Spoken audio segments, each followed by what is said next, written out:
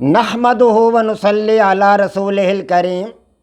عزیزان محترم، میں Muhammad Aslam Dode, chairman Liberal Party Pakistan آپ سے مخاطب ہوں، اور آپ دیکھ رہے ہیں Liberal Party Pakistan YouTube channel. پیش خدمت ہے پروگرام جدلیاتی لبرلزم۔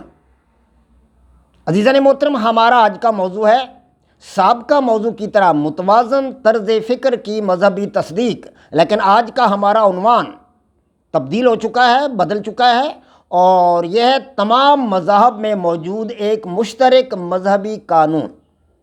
عزیزان محترم، جیسا کہ آپ کو پتہ ہے کہ میں اپنا پروگرام جدلیاتی لبرلزم کافی عرصہ سے آپ حضرات کے سامنے پیش کر رہا ہوں، اور اس کے قریب 150 سے زائد اس کی قسطیں اور اس کے ایپیسوڈز آپ حضرات کے سامنے میں بیان کر چکا ہوں۔ آج اس کا اگلا ایپیسوڈ آپ حضرات کے سامنے رکھنا مطلوب ہے۔ عزیزان محترم، ہم پچھلے کئی ایپیسوڈز میں میرے پیش کردہ، میرے وضع کردہ، تخلیق کردہ متوازن طرز فکر کی مذہبی تصدیق میں لگے ہوئے ہیں۔ اس مقصد کے لیے ہم نے الہامی مذاہب کو دیکھا، غیر الہامی مذاہب کو دیکھا، انتظامی مذاہب کو بھی سمجھا، اور یہ دیکھنا ہے ہم نے کہ الہامی مذاہب اور غیر الہامی مذاہب آیا میرے متوازن طرز فکر کی تصدیق کرتے ہیں یا نہیں، یہ ہم دیکھ رہے تھے۔ تو عزیزان محترم، ہم الہامی مذاہب کے چند قوانین سمجھ چکے ہیں، الہامی مذاہب کی ترغیبات کو سمجھ چکے ہیں۔ غیر الہامی مذاہب جو ہیں، جیسا کہ ہندو مت ہے، بدھ مت ہے، سکھ مت ہے، ان کے جو قوانین ہیں ان کو بھی سمجھ چکے ہیں، ان کی ترغیبات کو بھی سمجھ چکے ہیں۔ تو یہ تمام حوالہ جات جو ہے وہ ہمارے ذہنوں میں محفوظ ہیں۔ اب ہم آگے بڑھیں گے، اگلا قدم اٹھائیں گے، دیکھیں گے کہ ان کے جو قوانین ہیں کیا وہ ایک دوسرے کے ساتھ ملتے جلتے ہیں یا نہیں، ترغیبات جو ہیں کیا وہ ایک دوسرے کے ساتھ ملتی جلتی ہیں یا نہیں۔ تو عزیزان محترم، جو قوانین ہیں مختلف مذاہب کے، جیسا کہ الہامی مذاہب میں اسلام ہے، عیسائیت ہے، یہودیت ہے، ان کے قوانین آپس میں نہیں ملتے۔ مثال کے طور پر اسلام میں کلمہ، نماز، روزہ، حج، زکوٰۃ یہ بڑے قوانین ہیں، لیکن عیسائیت میں یہ نہیں ہے، ان کے قوانین اور ہیں، یہودیت کے قوانین اور ہیں، ہندو مت کے قوانین بھی اور ہیں، سکھ مت کے قوانین بھی اور ہیں، اسی طرح بدھ مت کے قوانین بھی اور ہیں۔ قوانین تو کسی طور بھی الہامی مذاہب کے، غیر الہامی مذاہب کے آپس میں نہیں ملتے، لیکن ترغیبات جو ہیں، ترغیبات وہ ایک دوسرے سے ملتی جلتی ہیں۔ تو اسی حوالہ سے میں آپ حضرات کے سامنے بات کرنا چاہتا ہوں کہ تمام مذاہب میں موجود ایک مشترک مذہبی قانون ہمیں دستیاب ہوتا ہے، ایک مشترک مذہبی قانون جو ہمیں دریافت ہوتا ہے، ملتا ہے۔ یہ جتنے بھی مذاہب ہم نے بیان کیے ہیں، ان مذاہب کے جو قوانین ہیں ان کے حوالہ سے یہ ایک ہمیں مذہبی قانون ملتا ہے، قوانین کے حوالہ سے۔ ترغیبات کو ہم بعد میں دیکھیں گے، لیکن یہ 6 مذاہب جو ہم بیان کر چکے ہیں، ان 6 مذاہب میں جتنے قوانین ہیں، ان تمام قوانین میں ہمیں ایک مشترک مذہبی قانون مل رہا ہے۔ اور وہ مشترک مذہبی قانون کیا ہے؟ سمجھیے اس بات کو کہ اگر تمام مذاہب کے قوانین اور ترغیبات کا جائزہ لیا جائے تو پتہ چلتا ہے کہ مذاہب کے قوانین اور قوانین نما اصول و ضوابط ایک دوسرے سے یکسر مختلف ہیں، لہٰذا اس بنیاد پر مذاہب کے درمیان کوئی قدر مشترک تلاش نہیں کی جا سکتی۔ ایک بات البتہ قابل غور ہے، ایک بات وہ قابل غور ہے، وہ کیا ہے؟ وہ یہ کہ دنیا کے تقریباً تمام مذاہب خدا کی عبادت کے قائل ہیں۔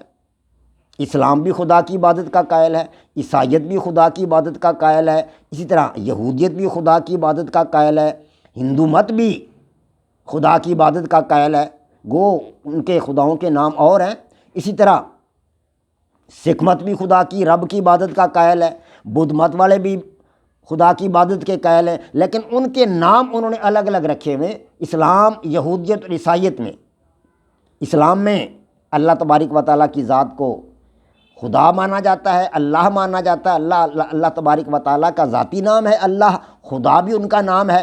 تو خدا کہہ لیجئے، اللہ کہہ لیجئے، بار الہ کہہ لیجئے، الہ کہہ لیجئے، یہ اسلام میں ہے خدا تبارک و تعالیٰ کا نام۔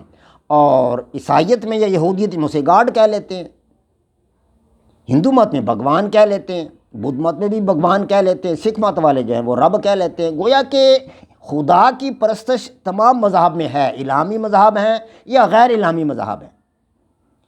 اس لیے میں یہ کہتا ہوں گو کہ یہ مذاہب جو ہیں، عیسائیت جو ہے وہ تین خداؤں کے قائل ہیں، ہندو جو ہے وہ بہت سارے خداؤں کے قائل ہیں، لیکن ایک خدا پر اتفاق کیا جا سکتا ہے۔ اس لیے توحید کے نقطہ پر دنیا کے تمام مذاہب کو اکٹھا کیا جا سکتا ہے، اس لیے کہ خدا کی ذات کو تو سارے مذاہب مانتے ہیں، الہامی مذاہب بھی مانتے ہیں، غیر الہامی مذاہب بھی مانتے ہیں، تمام مذاہب خدا کی ذات کو مانتے ہیں، تسلیم کرتے ہیں کہ خدا ہے۔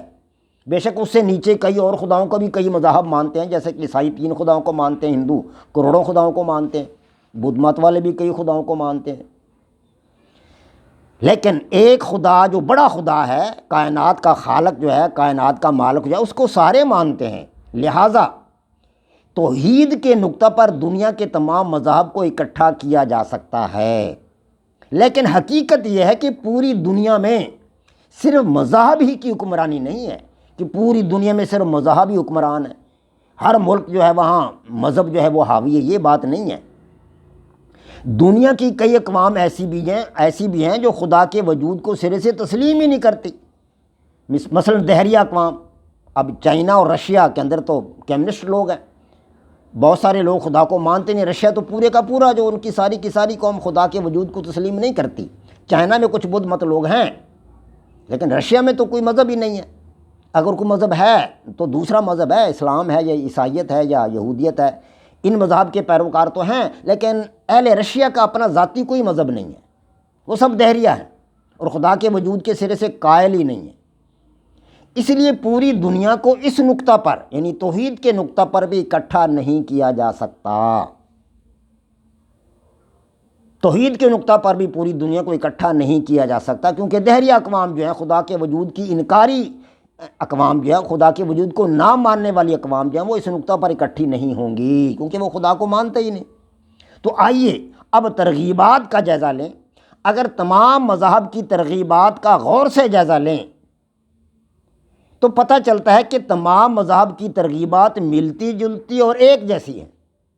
پس تمام مذاہب کی ترغیبات کو سامنے رکھ کر زندگی گزارنے کے لیے ایک مشترکہ سماجی راستہ تلاش کیا جا سکتا ہے۔